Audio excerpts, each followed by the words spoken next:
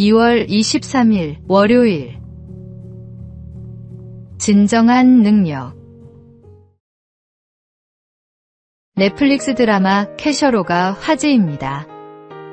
극중 캐릭터인 공무원 당상웅은 손에 쥔 현금만큼 힘이 세지는 초능력을 얻지만 능력을 쓸 때마다 돈이 사라집니다.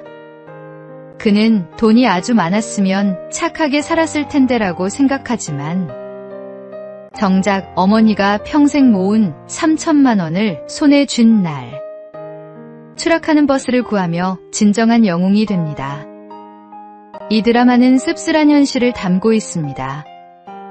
극중 빌런은 현대사회에서 초능력보다 더 센 게 뭔 줄 알아? 돈이야 라고 말합니다. 돈이 곧 능력이 되는 세상. 그 안에서 자기 것을 써가며 남을 돕는 것이 얼마나 어려운지를 보여줍니다. 성경은 주는 것이 받는 것보다 복이 있다고 말씀합니다. 진정한 능력은 가진 것에 많고 적음이 아니라 가진 것을 나눌 수 있는 마음에 있습니다.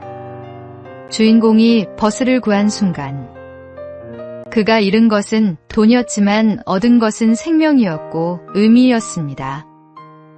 우리에게도 각자의 초능력이 있습니다. 시간, 재능, 물질, 관심이 그것입니다. 그것을 움켜쥐고 있을 때는 무거운 짐이지만 나눌 때 진정한 가치가 됩니다. 하나님께서는 우리가 가진 작은 것이라도 기꺼이 나누기를 원하십니다. 나누는 것, 그것이 진짜 능력입니다. 오늘의 말씀, 주는 것이 받는 것보다 복이 있다. 오늘의 만나, 가진 것을 나누는 일은 쉽지 않습니다. 하지만 그 순간 우리는 하나님의 사랑을 전하는 통로가 됩니다.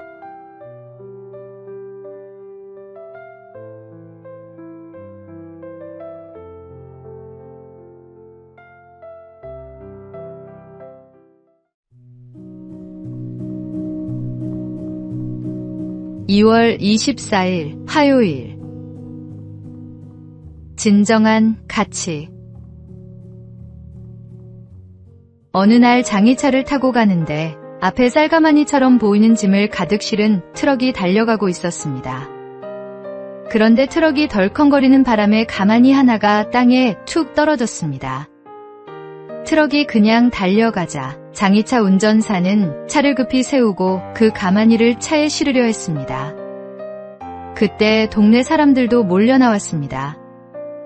운전사는 자신이 먼저 보았으니 자기 것이라 주장했고 동네 사람들은 자기 동네에 떨어진 것이니 자기 것이라며 다투기 시작했습니다. 그때 한 집사님이 가마니를 열어보고 너털웃음을 지으며 말했습니다. 이것은 쌀가마니가 아니고 흙가마니요. 사람들은 에이 하면서 그 흙가마니를 그대로 내버려둔 채 흩어졌습니다. 사람들은 무엇 때문에 싸우는지도 모른 채 열심히 다투며 살아갑니다. 욕심이 눈을 가리면 진정한 가치를 분별하지 못합니다. 선한 마음으로 차근히 노력하면 얻을 수 있는 것을 굳이 싸우며 얻으려는 것은 어리석은 일입니다.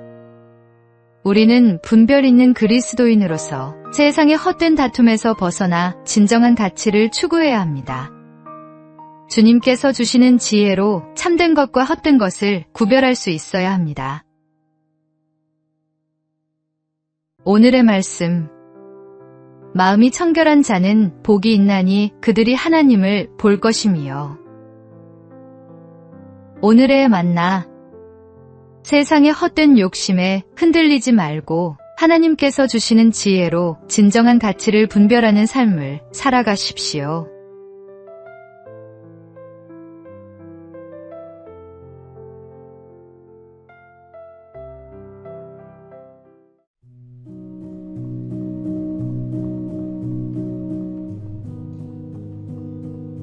(2월 25일) 수요일. 사람을 보는 눈. 한 대학병원에 청소 담당 직원이 있었습니다. 그는 매일 새벽 병원 복도를 청소하며 환자들과 인사를 나눴습니다. 어느 날 한 교수가 그에게 물었습니다. 매일 환자들과 대화를 나누시는데 힘들지 않으세요? 그는 웃으며 답했습니다. 저는 환자분들을 환자로만 보지 않아요. 누군가의 부모님이고 자녀이고 친구예요. 그분들의 이야기를 들어주는 것만으로도 위로가 된다면 기쁩니다. 몇 년 후 그 교수는 큰 병에 걸려 입원했습니다. 어느 날 새벽, 청소 직원이 병실 문을 두드렸습니다. 교수님, 괜찮으세요? 오늘은 얼굴이 좀 안 좋아 보이시네요. 교수는 그제야 깨달았습니다. 자신은 환자들을 병명으로 대했지만 이 청소 직원은 사람들을 사람으로 대했다는 것을. 예수님께서는 서로 사랑하라고 말씀하셨습니다. 진정한 사랑은 상대방의 직함이나 위치가 아니라 그 사람 자체를 보는 것입니다. 우리는 사람을 만날 때 어떤 눈으로 바라봅니까? 이용할 수 있는 도구로 보는지, 아니면 존중해야 할 인격으로 보는지, 그 차이가 관계의 깊이를 결정합니다. 오늘의 말씀. 각각 자기보다 남을 낮게 여기고 각각 자기 일을 돌볼 뿐더러 또한 각각 다른 사람들의 일을 돌보아. 오늘의 만나. 오늘 만나는 사람을 직함이나 역할이 아닌 하나님의 형상으로 지음받은 귀한 존재로 바라보시기 바랍니다.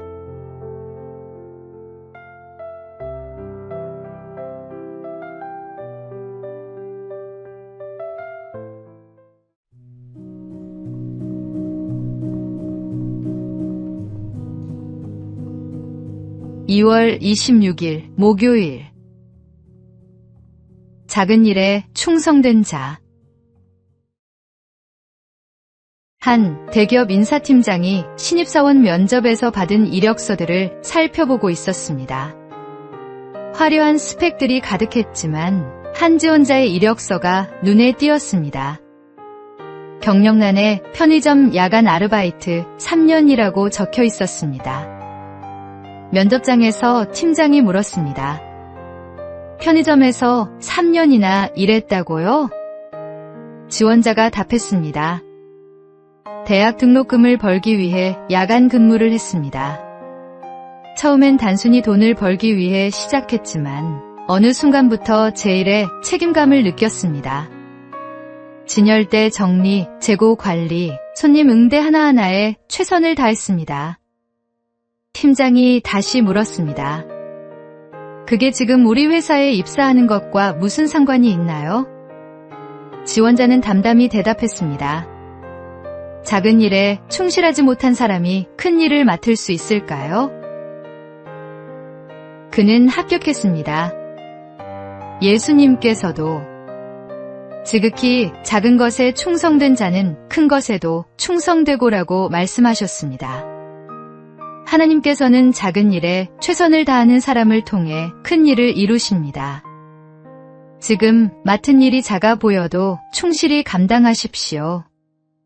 그 작은 충성이 모여 큰 믿음의 열매를 맺게 됩니다. 오늘의 말씀. 지극히 작은 것에 충성된 자는 큰 것에도 충성되고 지극히 작은 것에 불의한 자는 큰 것에도 불의하니라. 오늘의 만나. 하나님께서 우리에게 맡기신 작은 일들을 돌아보십시오. 그 일에 충성할 때 하나님은 더 큰 사명으로 우리를 인도하십니다.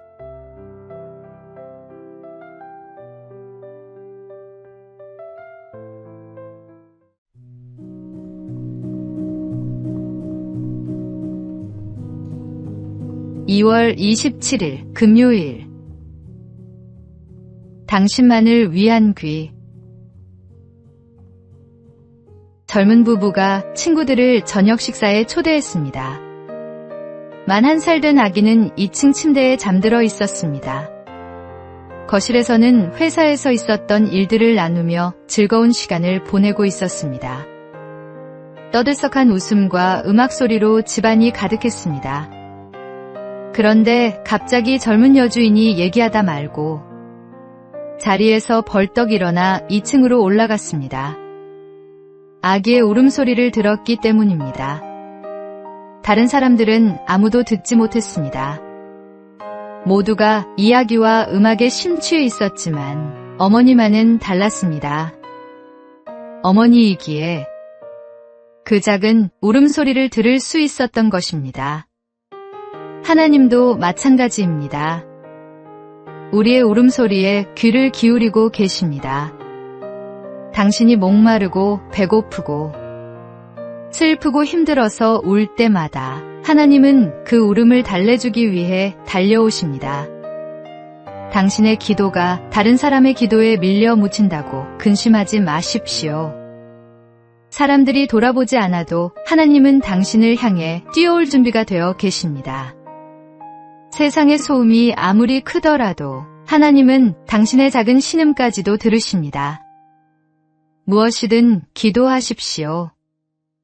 하나님은 당신만을 위한 귀를 열어두고 계십니다. 오늘의 말씀. 아침에 주께서 나의 소리를 들으시리니 아침에 내가 주께 기도하고 바라리이다. 오늘의 만나.